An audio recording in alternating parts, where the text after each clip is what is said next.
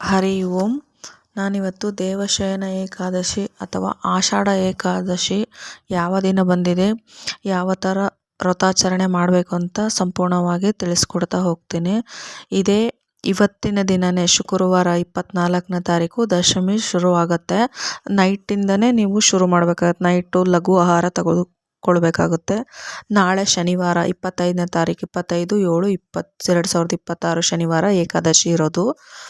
26/7/2026 ದ್ವಾದಶಿ ಬರುತ್ತೆ ನಮಗೆ. ಅಂದರೆ ಭಾನುವಾರ ದ್ವಾದಶಿ ಬರುತ್ತೆ ನಮಗೆ. ನಾಳೆ ಸಂಪೂರ್ಣವಾಗಿ ಏಕಾದಶಿ ಸಿಗುತ್ತೆ. ನೀವು ನಾಳೆ ಸಂಪೂರ್ಣವಾಗಿ ನಿರ್ಜಲ ಏಕಾದಶಿಯನ್ನು ಮಾಡಬೇಕಾಗುತ್ತೆ. ಯಾರು ಹರಿನಾಮ ಸ್ಮರಣೆ ಮಾಡ್ತಾ ಜಾಗರಣೆ ಮಾಡ್ತಾ ಏನೂ ತೆಗೆದುಕೊಳ್ಳದೆ ಉಪವಾಸ ಮಾಡ್ತಾರೋ ಅವರಿಗೆ ಜನ್ಮದಲ್ಲಿ ಇರ್ತಕ್ಕಂಥ ಕರ್ಮಗಳು ದೂರವಾಗುತ್ತೆ ಈ ಏಕಾದಶಿ ಮಾಡೋದ್ರಿಂದ, ಈ ದೇವಶಯನಿ ಏಕಾದಶಿ ಮಾಡೋದ್ರಿಂದ ಅಂತ ಹೇಳಲಾಗುತ್ತೆ. ಈ ದಿನಗಳಲ್ಲಿ ಯಾರು ಉಪವಾಸ ಮಾಡ್ತಾರೋ ಅವ್ರಿಗೆ ಇಚ್ಛಾಶಕ್ತಿ ಆಗಲಿ, ತಮ್ಮನ್ನು ತಾವು ಹಿಡಿತದಲ್ಲಿ ಇಟ್ಕೊಳ್ಳೋದಂತಾಗಲಿ ಕಂಡ್ಕೊಳ್ತಾರೆ ಅಂತ ಹೇಳಲಾಗುತ್ತೆ. ಯಾರು ಗರ್ಭಿಣಿ ಸ್ತ್ರೀ ಇರ್ತೀರೋ, ಸಣ್ಣ ಮಕ್ಳು ಇರ್ತೀರೋ ಅವರು ಏಕಾದಶಿ ಮಾಡೋ ಹಾಗಿಲ್ಲ. ನಮಗೆ ತುಂಬ ಸುಸ್ತಾಗ್ತದೆ, ಆರೋಗ್ಯವಾಗಿದ್ದರೆ ಮಾತ್ರ ಮಾಡಬಹುದು. ಅನಾರೋಗ್ಯವಾಗಿದ್ದರೆ, ಹೆಲ್ತಲ್ಲಿ ಏನಾದರೂ ಪ್ರಾಬ್ಲಮ್ಸ್ ಇದ್ದರೆ ಮಾಡೋಕ್ಕೆ ಹೋಗಬೇಡಿ. ನಮಗೆ ತೀರಾ ಸುಸ್ತಾಗ್ತಾ ಇದೆ ಅನ್ನೋರು ಹಾಲು ಹಣ್ಣು ಅಷ್ಟೇ ತಗೊಳ್ಕೊಳ್ಬೇಕಾಗುತ್ತೆ. ಆಮೇಲೆ ಇವತ್ತು ರಾಯರಿಗಾಗಲಿ ವಿಷ್ಣುವಿಗಾಗಲಿ ಅಲಂಕಾರ ಇರುವುದಿಲ್ಲ. ತುಳಸಿ ಒಂದನ್ನೇ ಅರ್ಪಣೆ ಮಾಡಬೇಕಾಗುತ್ತೆ. ಯಾವುದೇ ರೀತಿ ಅಲಂಕಾರ ಇರೋದಿಲ್ಲ. ನಿಮಗೆ ಏಕಾದಶಿ ಆದಮೇಲೆ ದ್ವಾದಶಿ ಅಂದರೆ ಭಾನುವಾರ ಬೆಳಗ್ಗೆ 5:52 7 ಗಂಟೆವರೆಗೆ ಸೂರ್ಯೋದಯ ಇರುತ್ತೆ.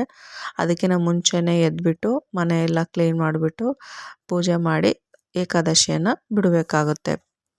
ಇಂಥ ಸಮಯಗಳಲ್ಲಿ ಯಾವ ಮಂತ್ರನ ಹೇಳ್ಕೋಬೇಕು ನಾವು ಏಕಾದಶಿ ದಿನ ಅಂದರೆ, ಪೂಜೆ ಮಾಮೂಲಿಯಾಗಿ ನೀವು ಏಕಾದಶಿ ಯಾವ ಥರ ಮಾಡ್ತೀರೋ ಹಾಲು ಹಣ್ಣು ಇಡಬಹುದು, ಆದರೆ ತೆಗೆದುಕೊಳ್ಳಬಹುದು.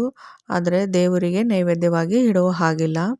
ಆಮೇಲೆ ಬರೀ ತುಳಸಿಯನ್ನು ರಾಯರಿಗೆ ಅರ್ಪಣೆ ಮಾಡಬೇಕಾಗುತ್ತೆ.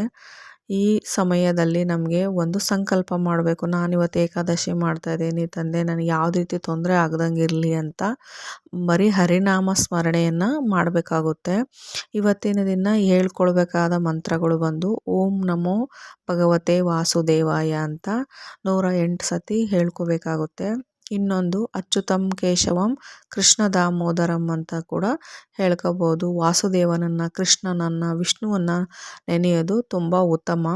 ನೀವು ಬೇರೆಯವ್ರ ಬಗ್ಗೆ ಯೋಚನೆ ಮಾಡದೆ ದೇವರ ನಾಮಸ್ಮರಣೆ ಇಲ್ಲ ಓಂ ಶ್ರೀ ಗುರು ರಾಘವೇಂದ್ರಾಯ ನಮಃ ಅಂತನಾದರೂ ನೀವು ಜಪವನ್ನು ಮಾಡಬಹುದು, ಮಂತ್ರಗಳನ್ನು ಹೇಳ್ಕೋಬಹುದು.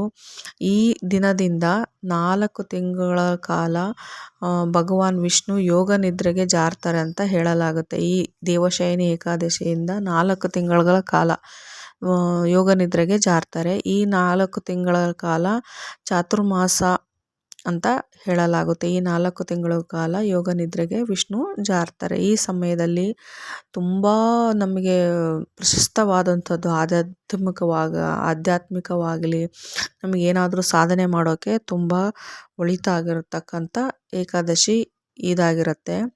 ದೇವಶಯನಿ ಏಕಾದಶಿ ಅಥವಾ ಆಷಾಢ ಮಾಸದಲ್ಲಿ ಬರ್ತಕ್ಕಂಥ ಏಕಾದಶಿಯನ್ನು ಆಷಾಢ ಏಕಾದಶಿ ಅಂತ ಕೂಡ ಕರೆಯಲಾಗುತ್ತೆ. ಇದಾಗಿತ್ತು ಆಷಾಢ ಮಾಸದ ಅಥವಾ ದೇವಶಯನಿ ಏಕಾದಶಿಯ ವಿಡಿಯೋ. ಮತ್ತೆ ಸಿಗ್ತೀನಿ ಮುಂದಿನ ವಿಡಿಯೋದಲ್ಲಿ. ಎಲ್ಲರಿಗೂ ವಿಷ್ಣು ಪರಮಾತ್ಮ ಒಳ್ಳೇದು ಮಾಡಲಿ, ಭಗವಾನ್ ವಿಷ್ಣು ನಿಮಗೆಲ್ಲರಿಗೂ ಕಾಪಾಡಲಿ.